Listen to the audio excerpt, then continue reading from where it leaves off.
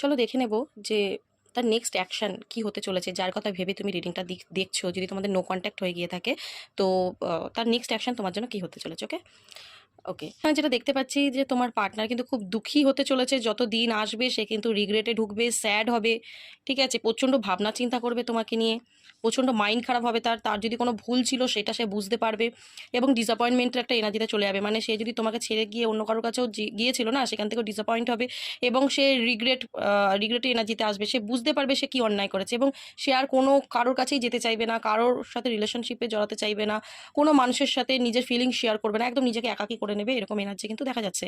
দেন এখানে যেটা দেখা যাচ্ছে তোমার পার্টনার কিন্তু তোমার কাছে রিটার্ন আসার চিন্তা ভাবনা কিন্তু করবে।